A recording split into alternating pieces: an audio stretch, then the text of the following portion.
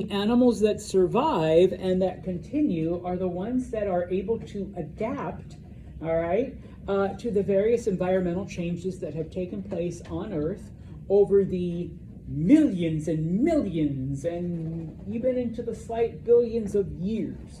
Okay, and so I'm not going to go through everything we talked about on Friday, but remember we have hominids, and they are divided up into three categories: gorillas, chimps, and hominins.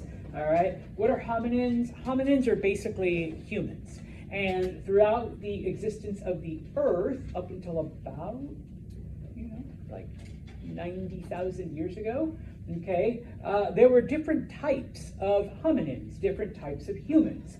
The only ones you need to remember: Homo habilis, all right, they were the first ones to use tools.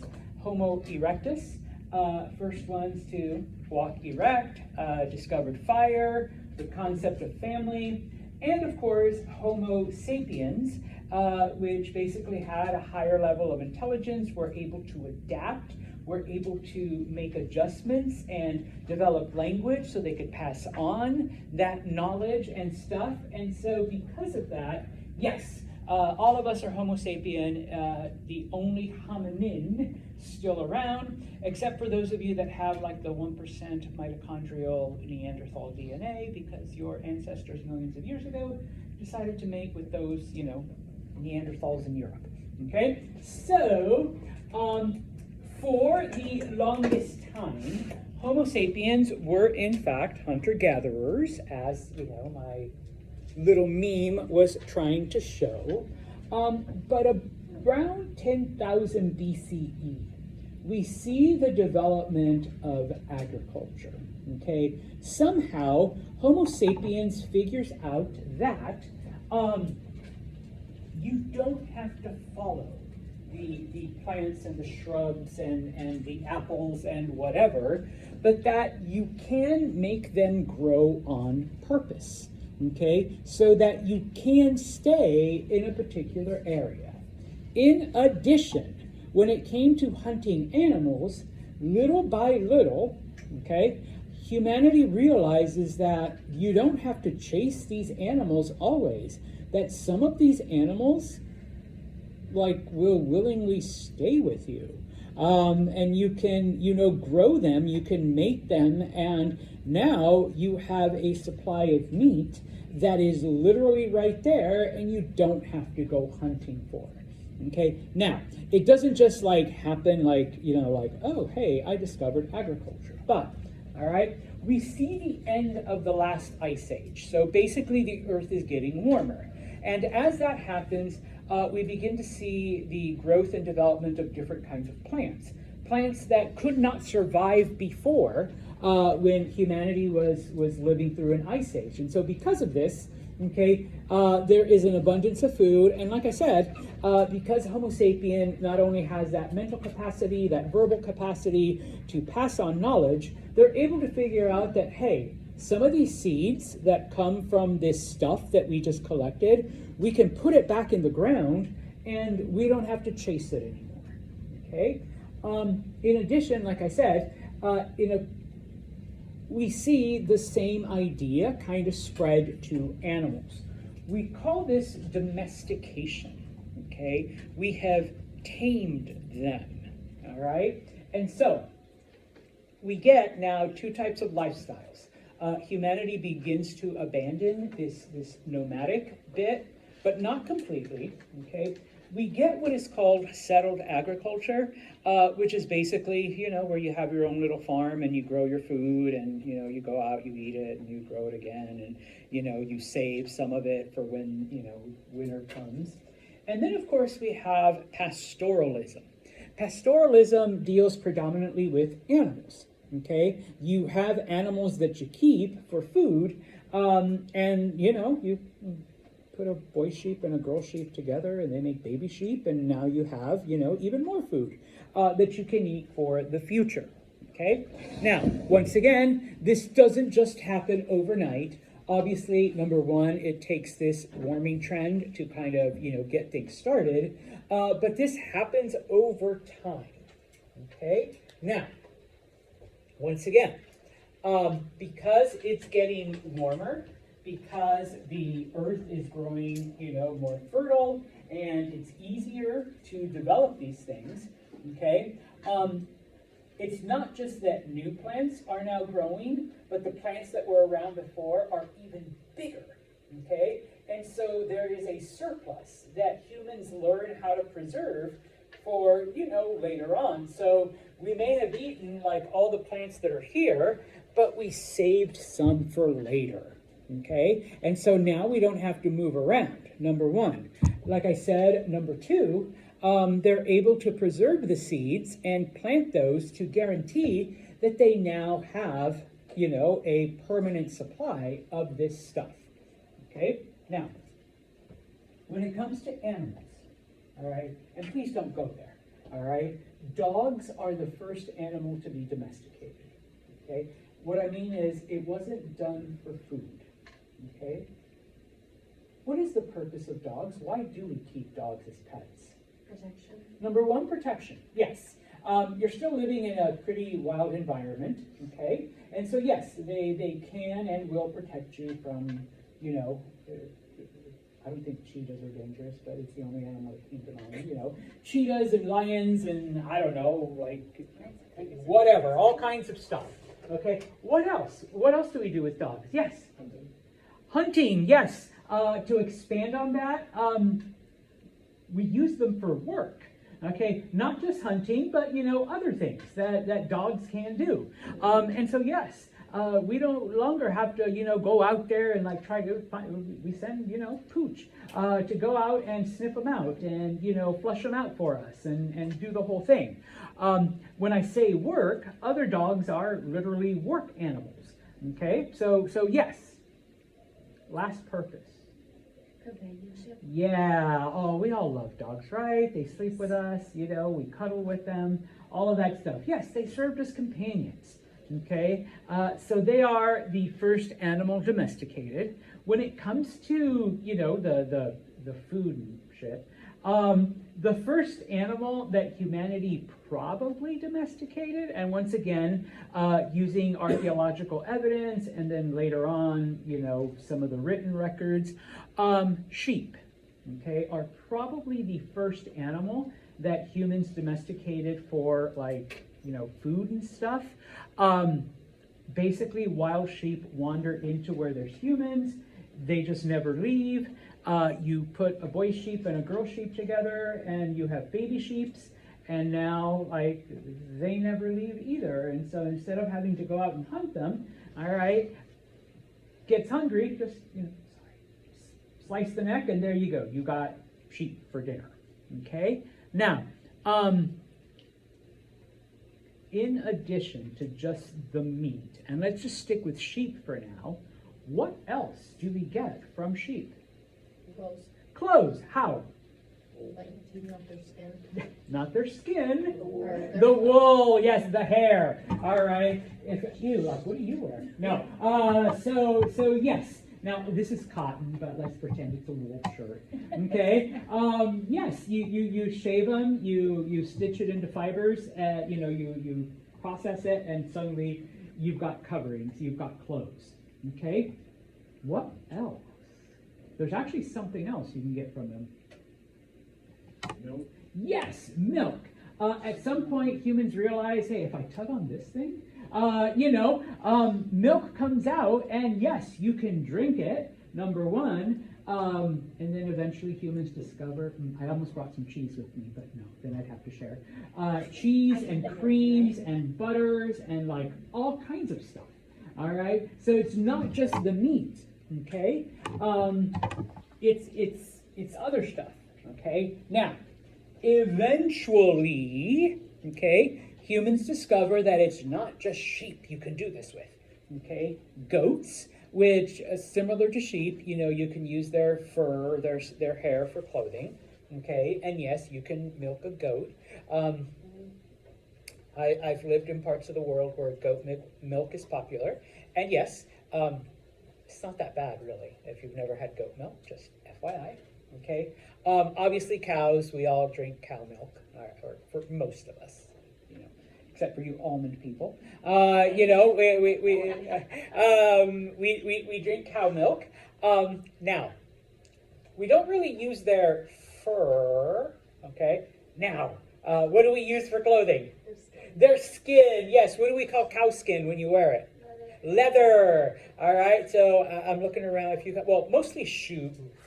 Okay, well, not my shoes today. All right, but shoes are typically made out of leather. If you've got like a leather jacket, or I've never worn leather pants, but I've had students wear them. You know, if you're wearing leather, yes. Your purses, thank you. And then of course pigs, kind of the same thing. I've never milked a pig or had pig milk, but I suppose you can. And yes, we can also use their leather for other stuff, okay? Just as an FYI, okay, sheep hair, the sheep, we call it wool, okay? We do the same thing with goats. If your thing says cashmere, that's goat, okay? They don't call it goat hair, they call it cashmere, okay? I apologize because I know some of you have them as pets, okay? If you ever see something that says Angora, that's rabbit. Yeah. She's looking up like, what? Yes, I actually have a couple of Angora socks. They're really soft and warm. I'm sorry. I know a bunny had to give up its hair for it, but they're really, really warm. Okay? So if you see something that says Angora, they're made out of rabbit fur, hair, whatever. We have a family friend that does alpaca yeah. shearing. We have socks, stuffed animals that are made out of alpaca fur, and they're really nice and soft. Yes, so also alpaca, but that's just alpaca. We don't change the name. For some reason, people don't care. Like, yeah, shave the alpaca. All right. What's funny is that alpaca are actually really, really nice and friendly, but llamas, and then there's another animal called guanacos. Yes, they will bite you. They will spit at you. They will attack you. And yes, I lived in South America, so I've been at the receiving end of llama spit. They will come at you. All right, so I like shave those. All right. Now, when it comes to pastoral, which once again has to do with animals, all right, you're not a farmer, you're an animal person. There are two types, and you do need to remember these. All right. Number one is transhumans. Okay. Transhumans, pastoralists, have a home base. They have a settlement.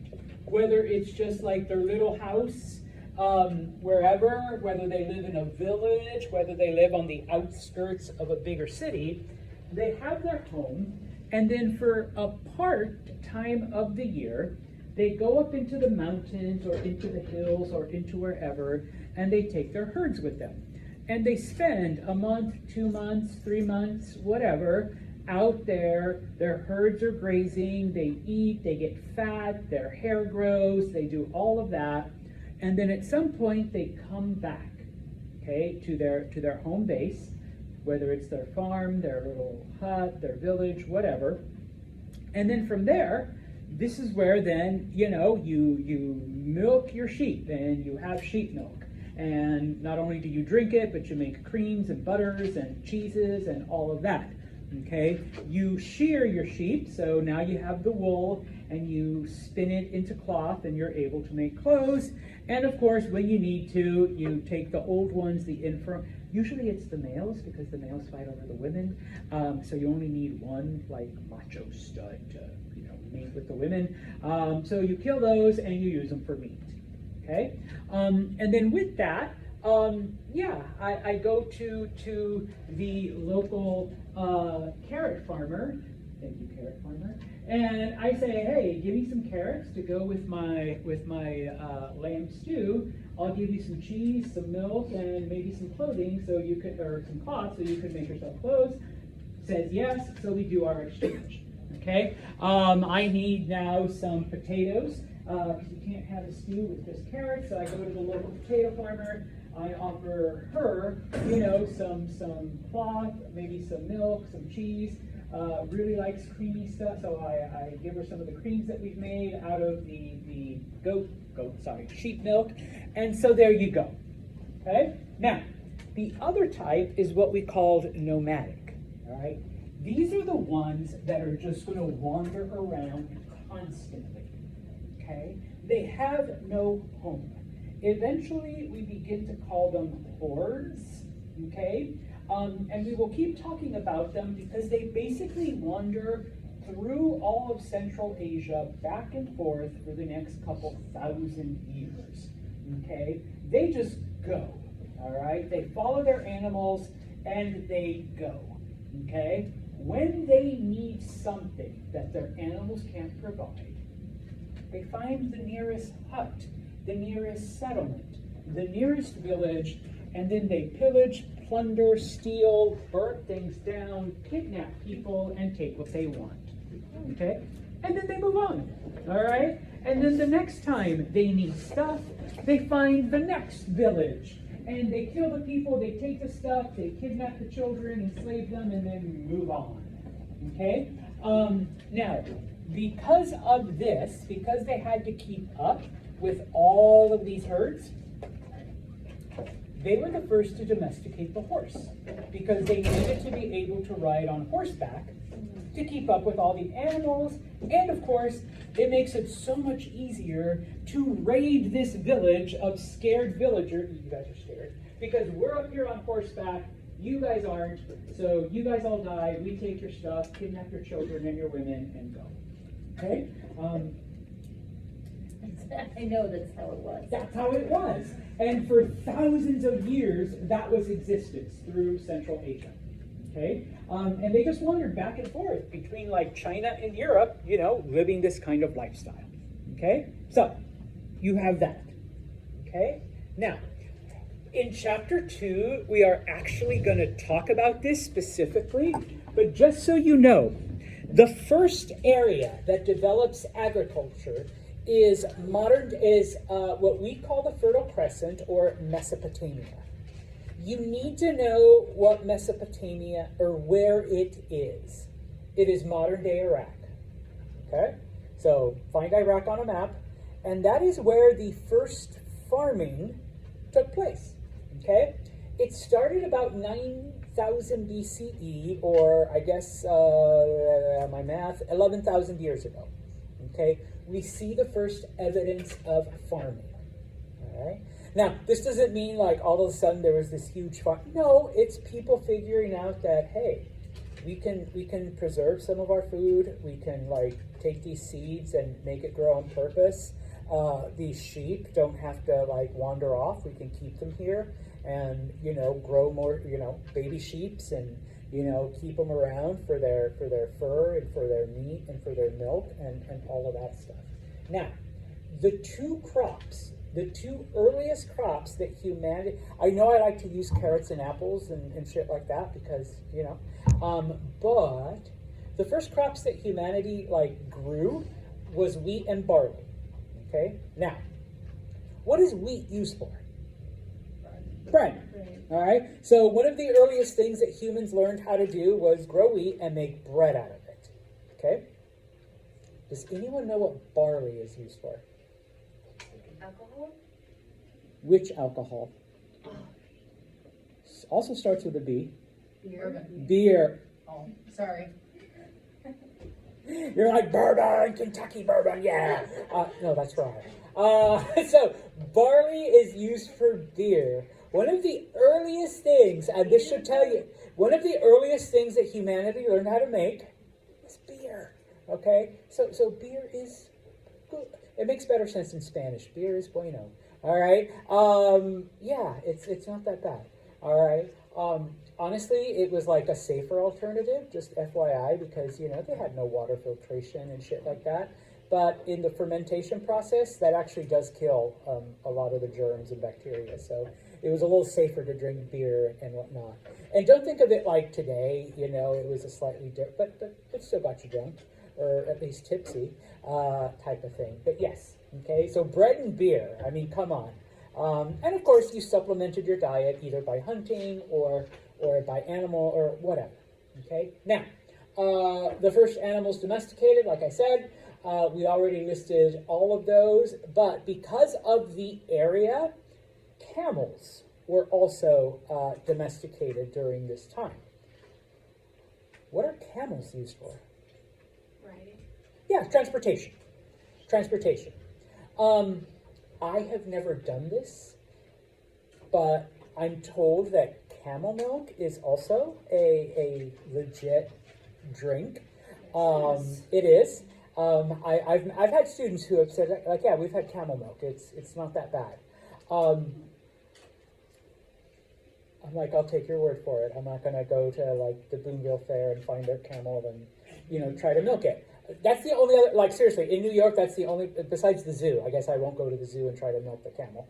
But I've seen one at the Boonville Fair, like a camel. I'm like, okay, come on, give me some milk, type of thing. And so this, over the thousands of years, does lead to some of the formations of the first cities. Okay, because I'm gonna have to do this real quick. Okay.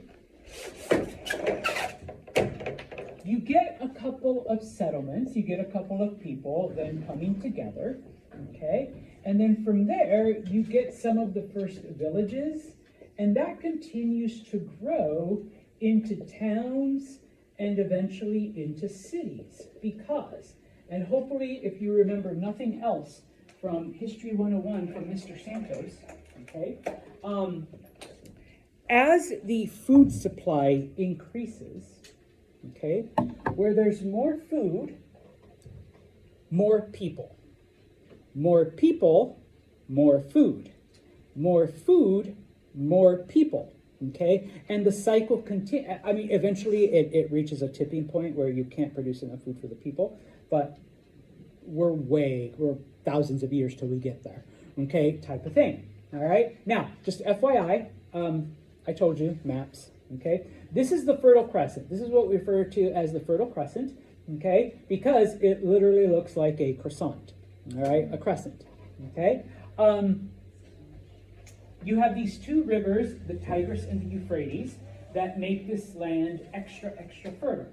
Okay. Now you're like, okay, but Santos, how does this come into play? This area gets its moisture from the Mediterranean Sea. Because of like the weird pressure system, it actually draws in moisture that falls as dew, D-E-W, like Mountain Dew, but it's the little water stuff you see in the morning. All right, and so that fertilizes the land. Okay, and so agriculture develops, and this is like where Santos gets to geek out, because studying history, you realize that humanity, despite everything, is capable of some pretty cool shit. Okay? All of this happened, let me back up. The first farming happens in Iraq, in modern day Mesopotamia. Okay? A couple thousand years later, we see the exact same thing happening in Sudan. Okay? 2,000 years after Iraq, the same thing happens in Egypt along the Nile River. Okay? Almost at the same time, on the other side of the planet, completely independent from what is happening in Egypt or Iraq, China. We see agriculture developing there. Now, because it's a different place, we don't exactly see the same crops. Now, millet is a crop that is used to make a type of bread, so we see something similar, but in China, we see the domestication of rice, okay, which we don't see in Egypt or Iraq or the Sudan, okay? We're also going to look at India, okay, which right around the same time as China, okay? In the Indus River Valley, we see the development of both wheat and barley, okay, in those areas. Once again, completely independent from those other places. So the fact that Homo sapien, the fact that humanity was able to come up with this, like separately and independently in different parts of the planet, will always be fascinating to me, okay? Humanity, like I said, is capable of some good things on occasion, all right? And even though we're not really going to look at it extensively, and it takes a little bit longer, a couple thousand years longer. We also see the development of agriculture in both Mexico and Peru. All right, in Mexico, we see the development of corn. In Peru, we see the development of potatoes. And while in Mexico, there is deer and other animals like turkeys and whatnot, in Peru, all they domesticate, if you ever can, are llamas and alpacas. And we've already talked how nasty those animals are. Okay? So, we are going to look at some of those areas in the next chapter. And, okay, yeah, you know my love of maps. All right, so this map then shows those areas that I just mentioned, and of course, some of the things that do grow that are developed. So in Mexico, for example, not just corn, but beans, squash, chili peppers, and if you love the pumpkin spice, pumpkins are from Mexico originally. So my ancestors say, you're welcome, white girls. All right, you and your pumpkin spice lattes. All right, you're only having them because of my people. Okay. In China, this is like something that I always found hilarious. It is the first place where chickens are domesticated. If you can truly domesticate a chicken. And I say that, yeah, cats aren't the only thing that attack Mr. Santos. As a 6-year-old, I was attacked by a chicken, okay? Which is why, like, you know, give me the whole bucket at KFC. It's my revenge. All right, so yes. But, you know, they domesticated the chicken, or at least used it for food. What else do we get from chickens? Eggs. I was thinking egg. You guys, meat, yes, meat, all right. Feathers. I don't know if I'd use chicken feathers for anything. I mean, pillows or bedding, but whatever. But pets, no. No, pens. Oh, pens. I thought you said pets. Okay, you're one of those. No, I have friends that keep chickens, type of thing. So, but do you use their feathers? They're mostly for eggs. Yeah, I was gonna say. I think of eggs when I'm like chickens. Well, Yeah, I could think of eggs. I was thinking like feather pens. But yeah, okay. Now we are almost done here. Once again, okay. And so in chapter 2, we are going to look at number 1, the civilization that develops here. The next civilization we're going to look at is Egypt. We're going to look at India, and we're going to look at the early civilizations in China. Okay. But Mr. Santos, like, you had this whole long ass list. Yes, I know I had the long ass list, but unfortunately we can't look at all of them. All right. It's only a one-on-one class. We'd have to like divide it up, all right, into a lot of different things. Okay. So now that's not to say we're not going to mention other areas, because we do see the development of agriculture and societies in other areas, but just not in the same way, number one. And in some areas, like in Europe, it actually takes thousands of years longer to happen, okay? That has more to do with environmental factors than anything else, okay? Now, we are gonna look at different parts of Europe, because when we say Europe, we're actually mentioning, you know, there's a wide variety in the environment and the temperatures and the landscapes and whatnot, okay? Talking about Greece and the Balkans, which would be the areas that are the closest to like Egypt and Iraq, they do end up doing some of this stuff, but the only reason is because the knowledge of it came from Mesopotamia, okay? You had traders, you had travelers that are like, why are you guys still hunting? You know, if you capture a couple of these and keep them together, like, you can just grow as many sheep as you want, or as many goats, okay? Why are you, like, you know, doing, you know, chasing, you know, apples and carrots? You know, if you put them in the ground, you take the seeds, you can do it on your own. Now, they didn't develop agriculture to the same level because the landscape was a lot different, but they do gain, yeah, Greece and the Balkans are a lot more mountainous than Iraq and Egypt. And so it was a little bit more difficult, and the yields weren't as abundant, okay? when we talk about the Mediterranean, we're talking about places like Italy and southern France. The knowledge of all of this probably, once again, because nobody said, I took a boat, I ended up in Italy, and I taught them how to grow shit. All right? But we do see evidence that they were visited by people from these areas, and they eventually do develop the methods for growing plants and taking animals and using animal products.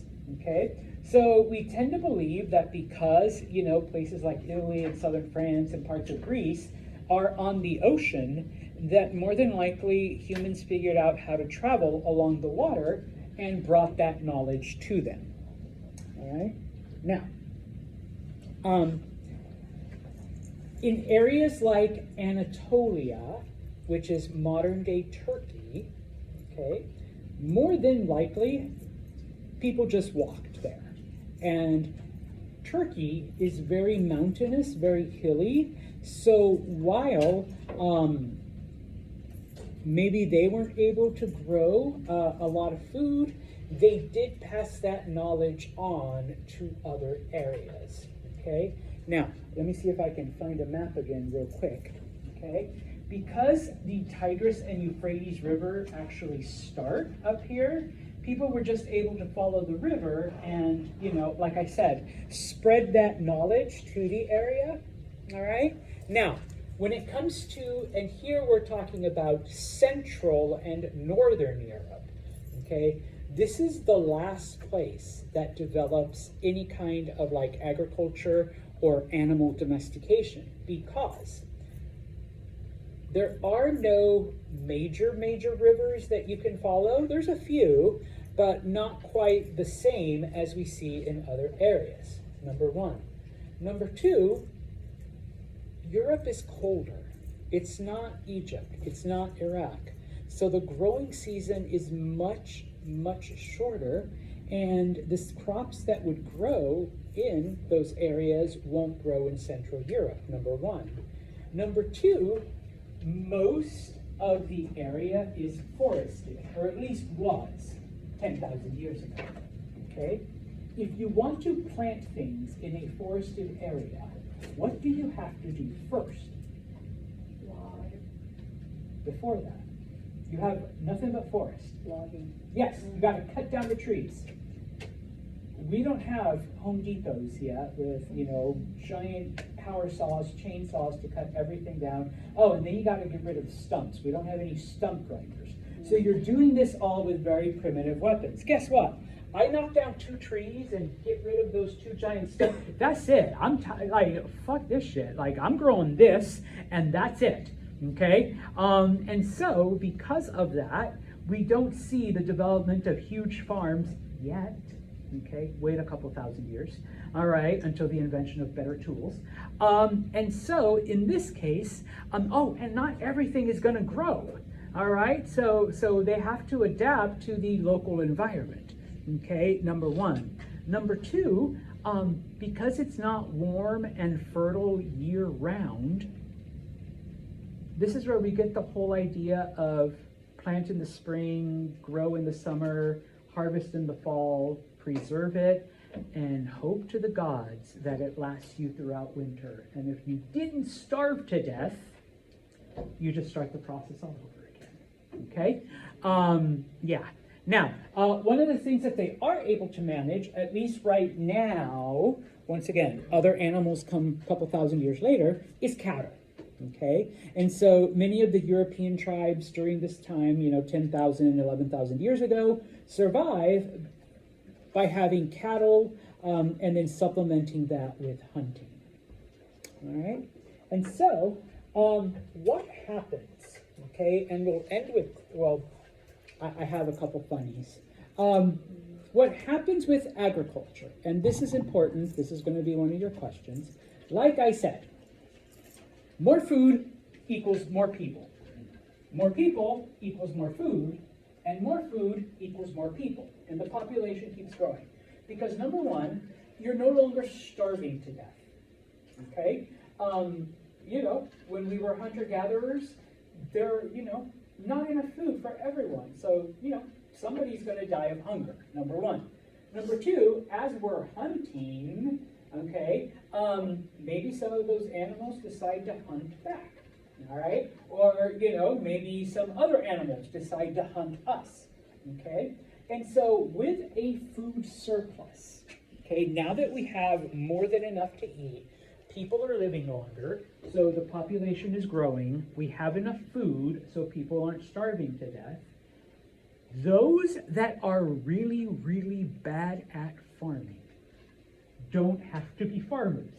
They can start doing other things, okay?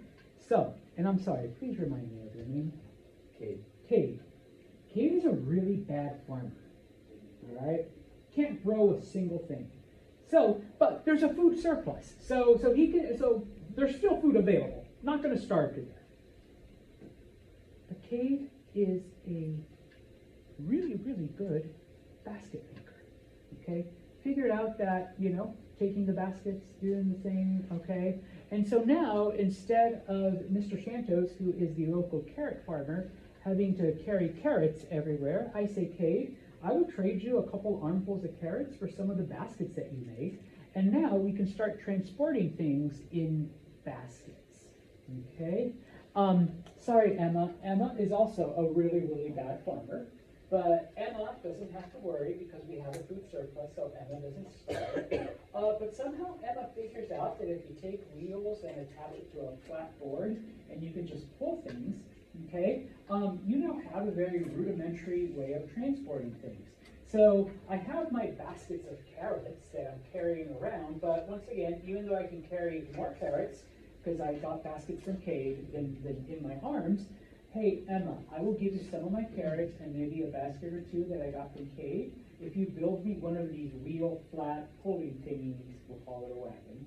And so now, Emma's getting food, but Emma becomes our master wagon maker, okay, type of thing, all right? I'm not, also, bad farmer, can't even walk, all right? But Adna is like a really good artist and just spends her time drawing and painting while people just bring her food because, she can't do shit, and she can't move, drawing. And I say, wow, that is literally the most beautiful thing I've ever seen. Can I give you like some of my carrots and maybe a basket for that? It'll make my hut look really, really nice. And Nana says, okay, yeah, thank you. And so now we have our village artist who makes our huts look so much nicer, all right, type of thing. So we begin to get, all right, all of this, arts and crafts and commerce and all of these things that now we begin to see the development of a society, not just a bunch of people hoping that they don't starve to death, okay? Now we see a specialized, craft, a specialized trade, and something that unifies our lives. And so from this, we begin to develop more and more, okay, complex societies, okay? Yeah. And is this like sort of around the time like currency decided to become a thing? A couple hundred years down the line, but yes. For now, we're still bartering. For now, I'm giving Adna 2 baskets of carrots in exchange for one of her paintings, type of thing. All right, I'm giving Cade a bunch of carrots for more baskets because I have so many carrots I'm selling that can't carry them in the 3 baskets, I originally got. And I'm commissioning 2 more wagons from Emma, type of thing, okay? So now we begin to see the growth. And of course, all right, we got the big guys back there, all right? You guys are like at least 6 foot tall. You guys don't need to farm, but we do need someone to protect us from enemies and from the animals. So guess what, all right?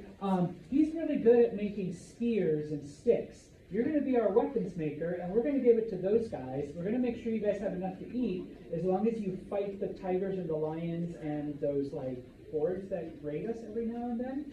All right, so you guys are going to be the warriors of the tribe. You guys don't have to farm ever again. All right, and so we begin to see different specialties. Okay. Eventually, yes, and this is just me being anti-religion, you know, the people that don't do shit. Oh, hey, we talk to the gods. The gods say that you got to give us stuff and they'll bless you. Okay. Eventually, we need rules, all right, for the way our society is going to be governed. So someone has to make them, someone has to enforce them. Okay. So we begin to see the development of rudimentary governments and things like that. All right.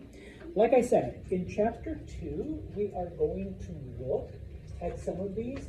But before we do, yeah, you know Santos has this stuff. If any of you are interested in goat milk, yes, you can find it at Walmart, just FYI. All right, so you go there, you're like, okay, Santos talked about it in class. We all drink cow milk. You can find it at Walmart. All right. We already did the coconut, okay?